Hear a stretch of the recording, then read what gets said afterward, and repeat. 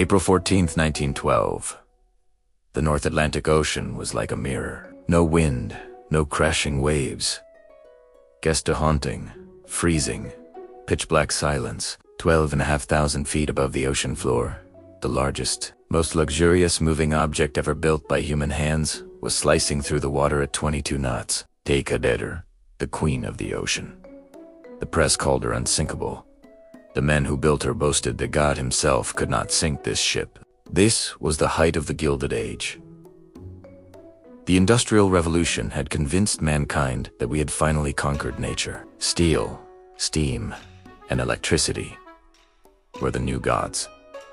In the early 1900s, a fierce rivalry was brewing across the Atlantic. The Cunard Line had just launched two incredibly fast ships, the Lusitania and the Mauretania. In response, J. Bruce Ismay, the chairman of the White Star Line, decided his company wouldn't compete on speed. They would compete on sheer, overwhelming size and unimaginable luxury.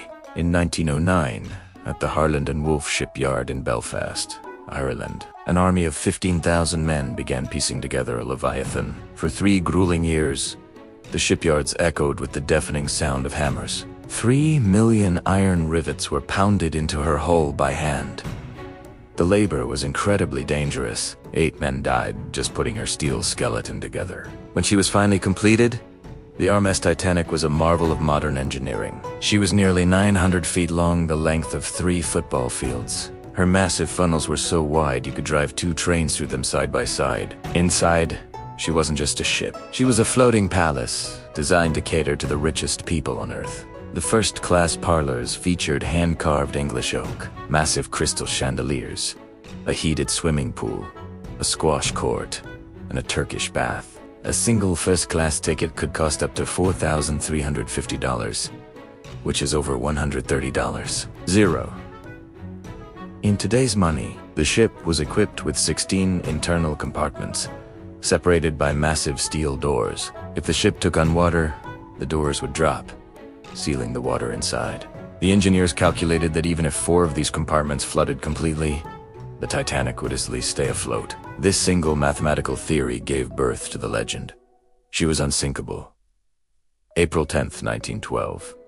Southampton, England. The mood was absolutely electric. Thousands of people lined the docks, cheering as the massive ship prepared for her maiden voyage to New York City. Standing on the bridge was Captain Edward J. Smith, a highly respected, white-bearded veteran of the seas. He was known as the Millionaire's Captain.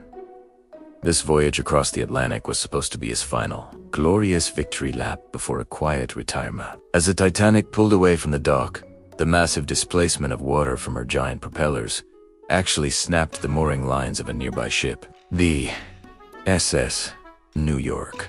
The 2 massive vessels nearly collided right there in the harbor, missing each other by just 4 feet. It was a terrifying omen, a warning of how difficult this massive ship was to control. But the crew quickly handled the situation, and the panic was brushed off. On board were over 2,200 people. Up top were the titans of industry: John Jacob Astor, the richest man in the world, Benjamin Guggenheim, and Macy's owner, Isidor Straus. Below decks, in 3rd class, were hundreds of immigrants, Irish, Swedish, and Lebanese families pouring their life savings into a ticket, dreaming of a new life in America. For the first 3 days, the voyage was picture perfect. The ocean was remarkably calm. The wealthy dined on 10-course meals, while the 3rd-class passengers danced to fiddle music in the lower decks. It felt like paradise on the water. But as the Titanic steamed westward, directly into the freezing waters of the North Atlantic, nature was preparing a brutal reality check, and the warnings were already starting to come in. Sunday, April 14th. The 4th day at sea. As the sun began to set, the temperature plummeted dramatically, dropping to near freezing. Passengers retreated indoors to the warmth of the roaring fireplaces in the first-class lounge. Out on the decks, the ocean was doing something incredibly rare. It was perfectly flat. Sailors call it a mill pond.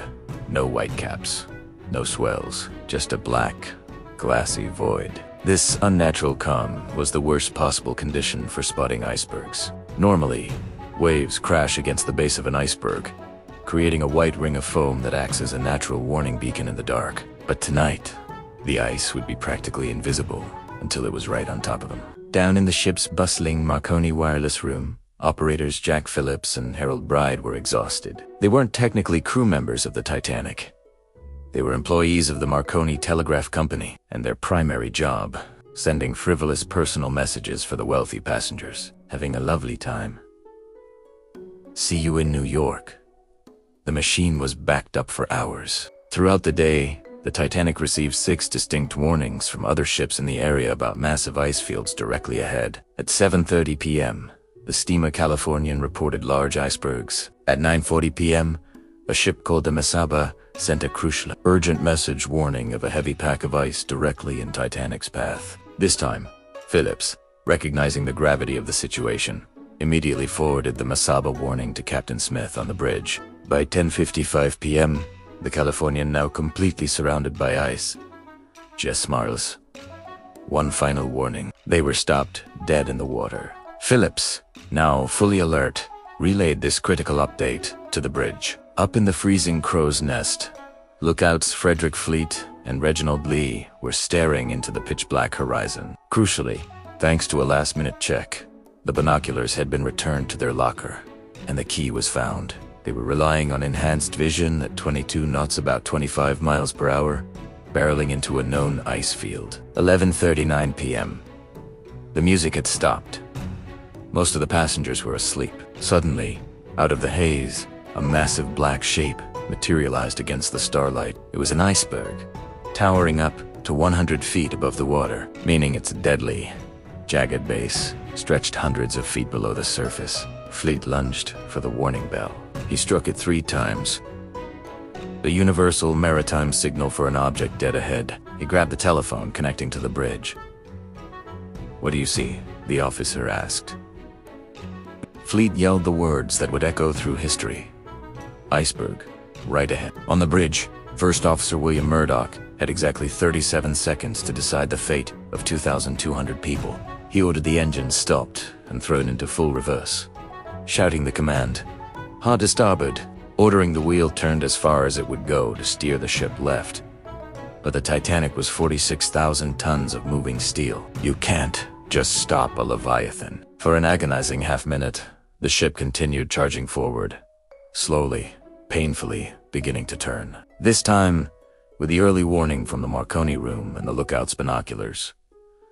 Murdoch had a few precious extra seconds. The massive bow swung to the left, and the Titanic cleared the iceberg by a comfortable margin. A collective sigh of relief swept through the bridge. Up on deck, a few passengers felt a slight shudder, a faint grinding noise. But it was quickly dismissed as the ship adjusted course. In the first-class smoking room, men barely looked up from their card games. On the promenade deck, passengers playfully kicked chunks of ice that had fallen from the berth, unaware of the near miss. Down in the boiler rooms, the engineers reported no breaches, no flooding. The Unsinkable Ship had proven her mettle, not by enduring a wound, but by skillfully avoiding one. The terrifying countdown to the bottom of the ocean never began. The next morning, the Titanic continued her journey, a little shaken but entirely intact. The Marconi operators sent out messages, not of distress, but of a successful evasion, praising the vigilance of the crew. The RMS Carpathia, which had been alerted to the ice field, continued on its course, its services not needed for rescue. On April 18th, the Titanic sailed majestically into New York. A Pier 54, a cheering crowd of 40,000 people waited in the sunshine, celebrating the arrival of the greatest ship in the world. Captain Edward J. Smith, hailed as a hero, completed his final, glorious victory lap before a quiet retirement. The near miss became a powerful lesson. The inquiries on both sides of the Atlantic exposed the critical importance of communication and vigilance. The Titanic's experience reinforced the need for updated safety regulations, ensuring that all ships maintained a 24-hour radio watch and carried enough lifeboats for every single soul on board. The International Ice Patrol was formed, not in response to tragedy, but as a proactive measure to prevent future incidents. The legacy of the RMS Titanic became a testament to human resilience and the power of learning from near catastrophe. It reminds us that while nature is powerful, human ingenuity, when coupled with humility and vigilance, can overcome even the greatest challenges. Thank you for joining me on this deep dive into one of history's most inspiring what-if scenarios. If you found this documentary powerful, please hit the like button, share it with a friend, and subscribe to the channel for more untold histories. What part of the Titanic's story inspires you the most? Was it the heated warnings or the safe arrival? Let me know down in the comments. I'm Dark America, and I'll see you in the next video.